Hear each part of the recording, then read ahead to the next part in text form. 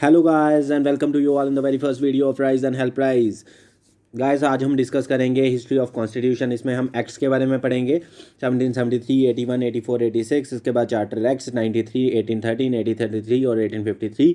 GOI acts of 1858, 1861, 1892, 1909। GOI acts of 1919, 1935 और GOI act of 1947। चलिए start करते हैं। सबसे पहले बात करते हैं रेगुलेटिंग एक्ट ऑफ 1773 की। इसमें क्या हुआ था, पहले 3 गवर्नर्स होते थे, बॉम्बे, मद्रास और बंगाल के। तो बंगाल के जो गवर्नर थे उनको गवर्नर जनरल की पदवी दे दी गई।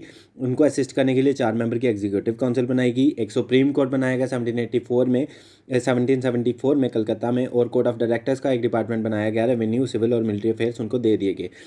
इनकी जो पिक्चर आप याद रख सकते हैं वो 4 मेंबर की एग्जीक्यूटिव काउंसिल की पिक्चर है, जो मैंने साथ में ही लगाई है। इस तरह से आप रिमाइंड कर सकते हैं, इसको याद कर सकते हैं। देन इसके बाद बात करते हैं अमेंडमेंट एक्ट की। अमेंडमेंट एक्ट ऑफ 1781 आया क्योंकि सुप्रीम कोर्ट और गवर्नर जनरल के बीच में जुरिस्डिक्शन डिफाइन नहीं थी, तो वो डिफाइन कर दी गई। इसके बाद पिट्स इंडिया एक्ट आया। पिट्स इंडिया एक्ट में board of control, court of director 2 department बना दिए गए। कोर्ट ऑफ डायरेक्टर जो था वो सारे कमर्शियल अफेयर्स देखेगा, जबकि बोर्ड ऑफ कंट्रोल सिर्फ कंट्रोल करेगा पॉलिटिकल, सिविल, मिलिट्री अफेयर्स को।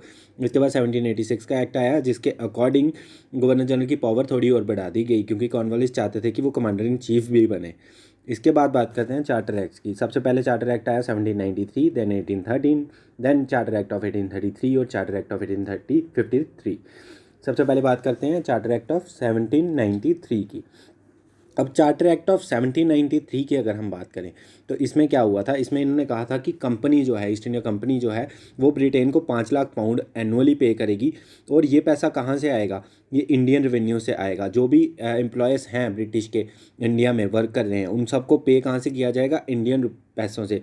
तो ये तो वैसे ही हो गया जैसे भिक्षाम देही, एक भिक्षा मांग रहे हो तुम इंडिया से। और इसके बाद जो एक्ट आया 1813 का चार्टर एक्ट आया। अब 1813 के चार्टर एक्ट में क्या था, इसमें 1 लाख रुपए का एक मनी रख दी गई कि हम लोग आप पे एजुकेशन वगैरह प्रमोट करेंगे। और ये तब तक रिलीज़ नहीं हुई जब तक राजा राम मोहन राय ने 1817 में संस्कृत कॉलेज इस्टेब्लिश किया और उनसे फंड्स रिलीज़ करवाए थे। और इसके बाद एक और चीज़ इसमें हुई, इसमें कहा गया कि जो कंपनी का रूल है वो अगले 20 साल तक ही रहेगा। इसके बाद आ जाते हैं 1833 के एक्ट पे। 1833 के एक्ट में क्या हुआ, अटैम्प्ट किया गया कि इंडियन सिविल सर्विसेज बनाई जाएंगी, बट कोर्ट ऑफ डायरेक्टर्स ने मना कर दिया क्योंकि उनकी परमिशन लेना ज़रूरी थी उस टाइम पे। और इसमें commercial body east India company को ख़त्म कर दिया गया और उसको प्योरली एक एडमिनिस्ट्रेटिव बॉडी बना दिया गया, क्योंकि बहुत सारे जो थे उनके खिलाफ चीज़ें आ रही थी, लाइक ब्राइब्स एंड ऑल। इसके बाद बात करते हैं हमारे 1853 के एक्ट की। अब 1853 के एक्ट में क्या हुआ, सबसे पहली बार लेजिस्लेटिव और एग्जीक्यूटिव फंक्शंस डिफाइन कर दिए गए गवर्नर जनरल के। और इसमें ही फर्स्ट टाइम इंडियन जो सिविल सर्विसेज थी वो ओपन कर दी गई इंडियंस के लिए, दो वो नॉन कम्युनिटेड वाली थी। अब बात करते हैं GOI एक्ट ऑफ 1858 की। GOI एक्ट ऑफ 1858 में क्या हुआ कि पहले गवर्नर जनरल होते थे, उनको हटा के अब वाइसरॉय बना दिए गए। सबसे पहले वाइसरॉय जो बने वो लॉर्ड कैनिंग थे, इनकी फ़ोटो आप देख सकते हैं साथ में। इनको असिस्ट करने के लिए 15 मेंबर्स की काउंसिल बनाई गई, जो कि जिसका हेड रहेगा काउंसिल का सेक्रेटरी, जो कि असिस्ट करेगा वाइसरॉय को। इसके बाद बात करते हैं GOI एक्ट ऑफ 1861, 92 और 1909 की। सबसे पहले बात करते हैं 1861 के GOI एक्ट में। इसमें क्या था, की पॉइंट आप याद रखिए, डिसेंट्रलाइजेशन। इसमें सबसे इंपॉर्टेंट चीज़ हुई डिसेंट्रलाइजेशन होगी, मतलब इसमें लेजिस्लेटिव काउंसिल जो है प्रोविंसेस में भी बना दी गई। वाइसराय को एग्जीक्यूटिव काउंसिल में एक लॉ मेंबर भी ऐड कर दिया गया। इसके बाद 92 की बात करें तो सबसे पहले पावर दी गई इसमें ही डिस्कस करने की, बजट सिर्फ डिस्कस करने की, रेजोल्यूशन पास करने की नहीं।